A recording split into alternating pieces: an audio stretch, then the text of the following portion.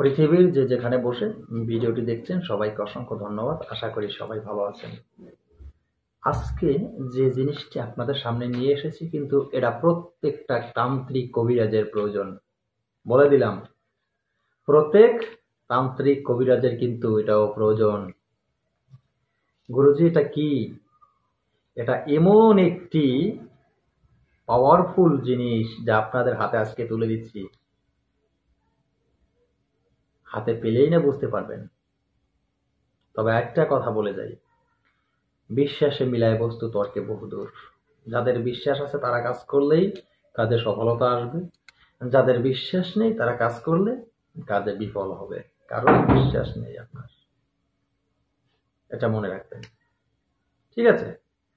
তো আজকে এই গুরুত্বপূর্ণভাবে আলোচনাটি আপনাদের সাথে করব যে কিভাবে জিন, ভূত, প্রেত, মাদার, পেতনি, ডাকিনী, শাকিনী, যোগিনী, হাকিনী, পিশাচিনী এরকম অনেক অপদেবতা আছেন যারা বিভিন্নভাবে বিভিন্ন সময় মানুষের শরীরে অ্যাটাক করেন বা মানুষের শরীরে উপস্থিত হয়। আবার অনেক অনেক সময় দেখা গেছে কি মানুষের শরীরে এরা অ্যাটাক করলো, এরা উপস্থিত হলো, আপনারা জানতে পারলেন না, বুঝতে পারলেন না। মানুষ আপনারা যখন একটু পাগলামি করা শুরু করবে তখন বুঝতে পারেন একে না কিতে ভরে ধরেছে রে, ভূত ধরেছে বা প্রেত ধরেছে, জিন পরীত ধরেছে, তাই না?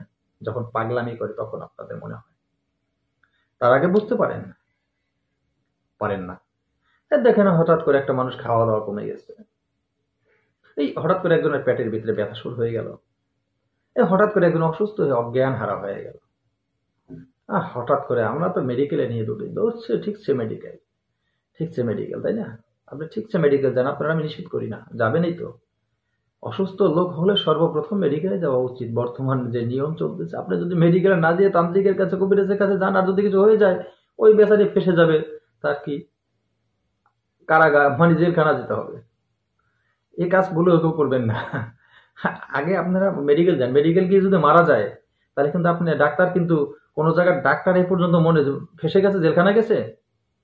হ্যাঁ, অনেক লোক ডাক্তারের অপারেশন থিয়েটারে মারা যায়, বিভিন্ন ভুল চিকিৎসার কারণে মারা যায়, বিভিন্নভাবে মেডিকেলে বসে মারা যায়। সেজন্য ডাক্তার কিন্তু দায়ী হয় না, তারা একটি বুঝ মানুষকে দিয়ে দেয়, এইটা সেইটা।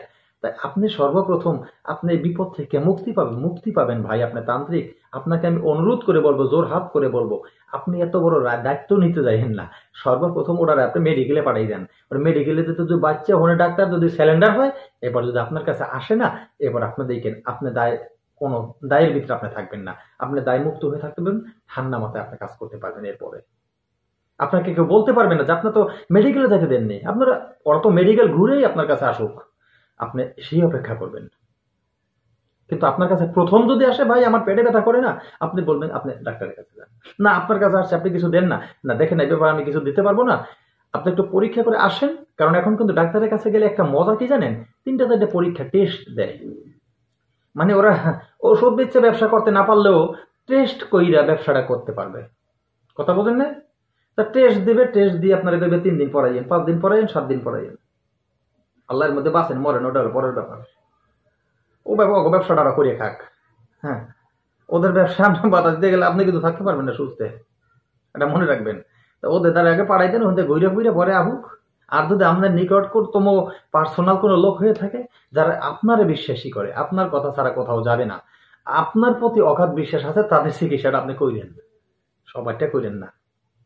অনেকে কিন্তু আপনার পরীক্ষা করতে আহে, আপনি কতটুকু জানেন বুঝেন, পরীক্ষা করতে আহে, ভাই আমার পেটে ব্যথা করে 3 দিন ধরে ঘুমাইতে পারি না। সম্পূর্ণ মিথ্যা কথা। একটা বাহানা লইছে আপনার সামনে, পরীক্ষা করতে এসে আপনি কি বুঝেন, কতটুকু পারেন। ওরা আপনি মেডিকেল পরীক্ষা করে যাইতে দেখবেন যায় না, বাইরে দিয়ে ভরে। কি ব্যাপার তোমার, না পরীক্ষা করতে যাওয়ার কথা, মেডিকেল থেকে কইছি না, কয় ব্যথাটা কমে গেছে। বুঝেন তো? সিটিং বা বাটপার আপনাকে পরীক্ষা করতে আসে, মিথ্যা কথা বলে। যাই হোক, এখন আমি যে বিষয় নিয়ে আলোচনা করতে চাইছি আজকে, সেটা হলো এই ভূত প্রেত লুকিয়ে থাকে, পালিয়ে থাকে, সেটা আপনারা কিভাবে ধরবেন।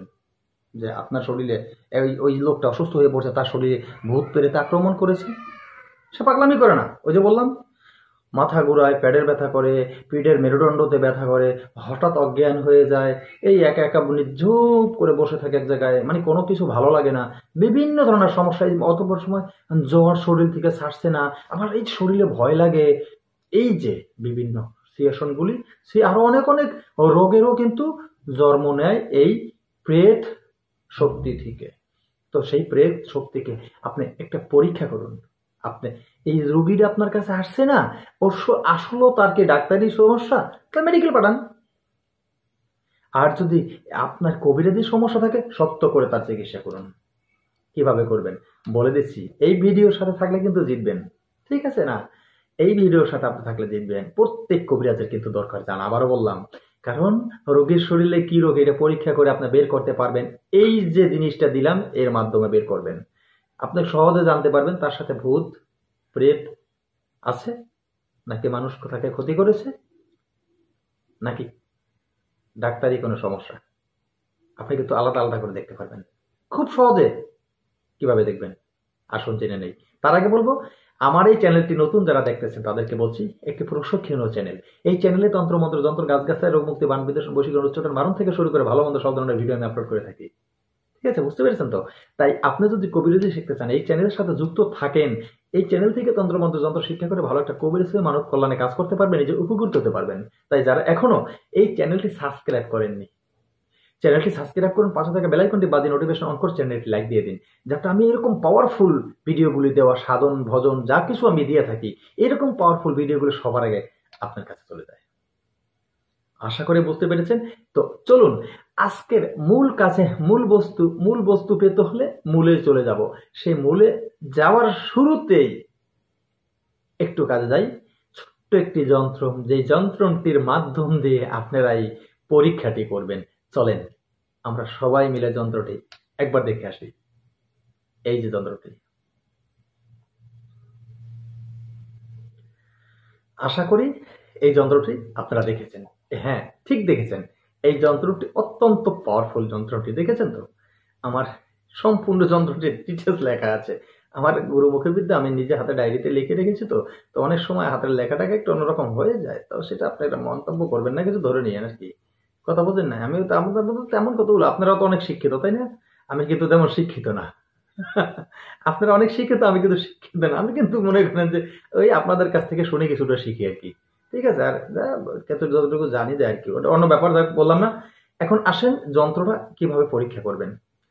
এই যন্ত্র দিয়ে পরীক্ষা করতে সহজে কাজটি করবেন।